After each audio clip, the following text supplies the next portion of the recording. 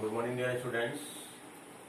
आज हम लोग अपने ऑनलाइन क्लासेस में केमिस्ट्री से रिलेटेड हैं और हमारा चैप्टर है structure of the atoms. Exercise के जो स्टैंडर्ड क्वेश्चंस हैं आज हम लोग उसके साथ अपने ऑनलाइन क्लासेस में रिप्रेजेंट होंगे। Dear students, what are canal rays? Canal rays क्या है? कैनल मीन्स होता है सुरंग, नहर। तो गोल्डस्टीन ने क्या किया था, एक डिस्चार्ज ट्यूब में हवा के कम pressure 0.01 mm near about 10,000 voltage के इलेक्ट्रिसिटी को भेजा। 10,000 इलेक्ट्रिसिटी को भेजने के बाद उसने क्या देखा कि एनोड से कुछ विशेष प्रकार की किरणें निकलती हैं जो आगे चलकर कैथोड्स होल से क्रॉस करके बाहर निकल जाती है। कैथोड के छिद्रों से पार होकर इस डिस्चार्ज ट्यूब को पार करती है। चूंकि होल से यह क्रॉस कर रही है, महीन छिद्र से क्रॉस कर रही है, जिसको कैथोड्स होल कहते हैं, इसलिए इस किरण का नाम कैनाल रेज पड़ा। तो कैनाल रेज का मतलब ये जो होता है, इसकी टेंडेंसी जो होती है एनोड से कैथोड की तरफ जाना, और इसका प्रत्येक जो पार्टिकल्स होता है रे का, वो पॉजिटिव पार्टिकल्स होता है। तो व्हिच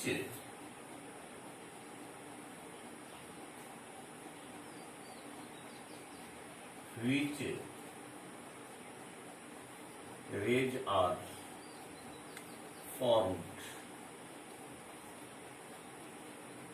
only positive particles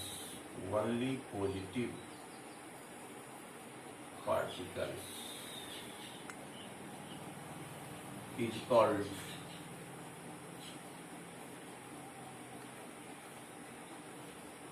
या are called लिखिए, are called कैनाल रेज। इसका नाम उसने कैनाल रेज कहा, और इसके चलते गोल्डस्टीन ने केमिस्ट्री के पटल पर प्रोटॉन जैसे पार्टिकल का खोज किया। गोल्डस्टीन ने प्रोटॉन का खोज किया था। वह अपने एक्सपेरिमेंट में एक डिस्चार्ज ट्यूब लिया था और हवा का दम लो प्रेशर पर, मिनिमाइज प्रेशर और हाई वोल्टेज भेजकर अपने एक्सपेरिमेंट में सक्सेस रहा। उसने देखा कि एनोड्स इलेक्ट्रोड से एक विशेष किरणें जो निकलती है, विसर्ग नली में एक कैथोड्स होल बना हुआ। विसर्ग नली में जो कैथोड्स एक स्ट्रेट लाइन में होल बना हुआ था, उससे किरणें क्रॉस की, जिसके कारण इसका नाम पड़ा कैनल रेज। इसका आविष्कारकर्ता आपका है गोल्डस्टोन। धन आवेशित कणों के बनी किरणों को हम लोग कैनाल किरण कहते हैं। Which rays are the formed? Only positive particles are called canal rays. 2 number का हमारा क्वेश्चन है। 2 नंबर का क्वेश्चन है, if an atom contain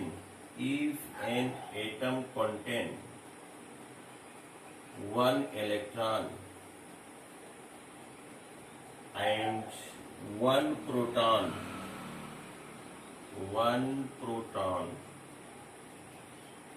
will it carry any charge or not? Dear friends, question कर रहा है कि if an atoms can contain one electron and the one proton, will it carry any charge or not? एक atom के पास यदि किसी एक atom में एक इलेक्ट्रॉन है और एक प्रोटॉन है, क्या इस पर कोई चार्ज होगा या नहीं होगा? तो हम जानते हैं कि प्रकृति के सारे पदार्थ, सारे एटम्स प्रायः न्यूट्रल मूड में ही होते हैं। तो न्यूट्रल मूड में होने का प्रमुख कारण यह है कि इलेक्ट्रॉनों की संख्या प्रोटॉनों की संख्या के बराबर होती है। इलेक्ट्रॉन निगेटिव चार्ज में होता है, प्रोटॉन पॉजिटिव चार्ज में होता है, इसलिए sum of all charges is zero. Sum of all charges is zero, इसलिए hence all atoms are in neutral moods.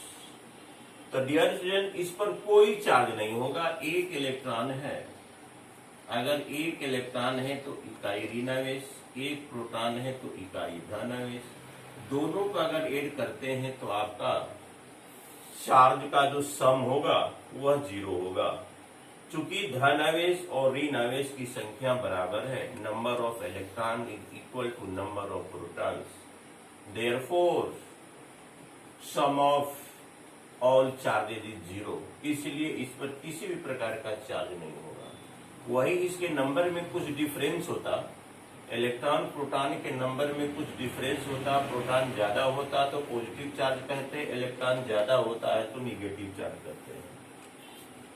आगे देखा जाए डियर स्टूडेंट्स, क्वेश्चन हमारा क्या है?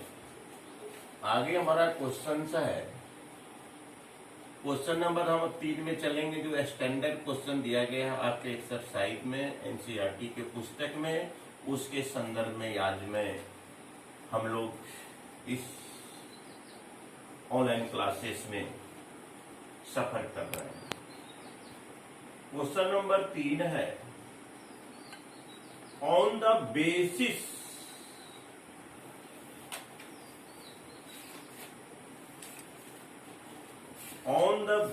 of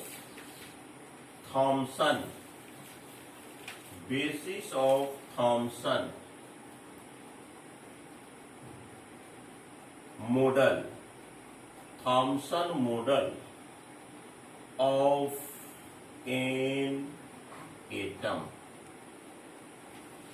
explain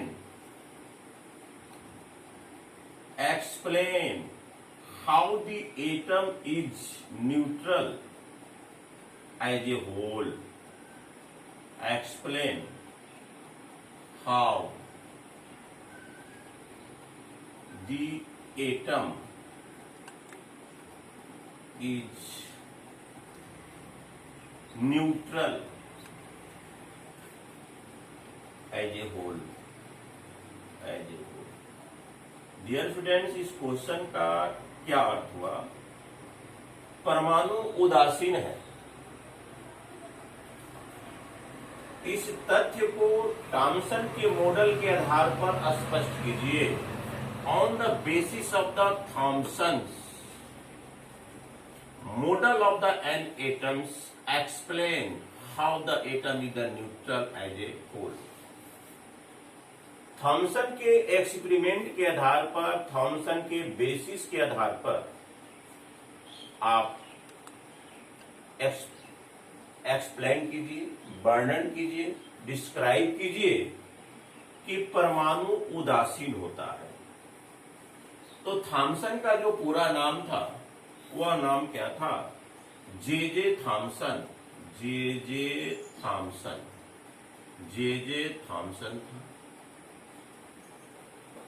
उसने क्या कहा? उसने जो अपने एक्सपेरिमेंट में जो मॉडिफाइड किया, जो उसने अपना रिजल्ट रखा, उसने कहा परमाणु जो है, नंबर 1 में कहा कि परमाणु धन आवेशित गोलों का बना है। परमाणु is as like a sphere who is the form positive charge, और इलेक्ट्रॉन उसमें धसे होते हैं। कहने का मतलब है कि इलेक्ट्रॉन हेयर देयर जहां तहां उसमें क्या होते हैं, इमर्ज रहते हैं, डूबे हुए रहते हैं या धसे हुए रहते हैं। ये पहला उसका रहा कि एटम जो है, atom is as like a sphere, it has electrons, या it is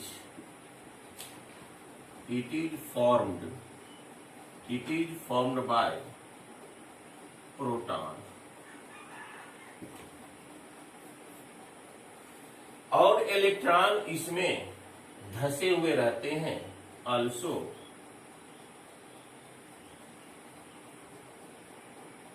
electrons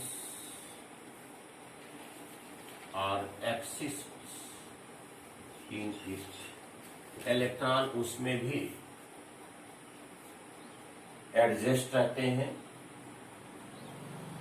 उसने कहा कि यह गोले के समान होता है और यह पॉजिटिव चार्ज से बना है, अर्थात प्रोटॉन से बना है, और इसमें इलेक्ट्रॉन भी एक्सिस्ट रहते हैं। उसने दूसरा कहा कि निगेटिव चार्ज और पॉजिटिव चार्ज की संख्या बराबर होती है। निगेटिव चार्ज और पॉजिटिव चार्ज की संख्या बराबर होती है, जिसके कारण परमाणु जो होता है न्यूट्रल मूड में होता है। परमाणु जो होता है वह न्यूट्रल मूड में होता है। तो प्रायः परमाणु वैद्युत दृष्टिकोण से उदासीन क्यों होते हैं? इसका प्रमुख कारण है due to quantity of negative charge equal to the quantity of positive charge. Quantity of negative charge is equal to the positive charge, so their sum of is 0. All atoms are in the mood of या neutral moods. Thompson model एक धन आवेशित गोलों का बना। Electron पूरे धन आवेश में फैला है। इलेक्ट्रॉन का कुल ऋण आवेश गोले के कुल धन आवेश के बराबर होता है। ये बराबर और विपरीत आवेश एक दूसरे को संतुलित करते हैं, जिसके कारण परमाणु उदासीन हो जाता है। तो डियर स्टूडेंट्स, इलेक्ट्रॉनों की संख्या प्रोटॉनों की संख्या के बराबर होती है, और इलेक्ट्रॉन और प्रोटॉन दोनों पर ऑपोजिट चार्ज होते हैं, जिसके कारण दोनों के बीच में एक मजबूत अट्रैक्शन फोर्स होता है, और एटम बैलेंस में रहता है, और निगेटिव पॉजिटिव चार्जेज होने के कारण उसका सम भी हमारा क्या होता है, 0 होता है। तो डियर स्टूडेंट्स, आज के ऑनलाइन क्लासेस में हम लोग 3 ही सवाल को अपडेट किया। ये आपका लास्ट चैप्टर है, structure of the atoms. NCERT के जो एक्सरसाइज में जो स्टैंडर्ड प्रश्न दिए हुए हैं, उसमें से मैंने 3 अपडेट किया। तो डियर स्टूडेंट्स, इस क्लास को ऑन जरूर करेंगे, विजिट करेंगे, और जब हमारा एक्सरसाइज समाप्त होगा तो होमवर्क के रूप में, फेयर कॉपी के रूप में, आपको असाइनमेंट के रूप में कुछ जानकारी दी जाएगी। आपको हर हमेशा अप टू डेट रहना होगा। Thank you very much.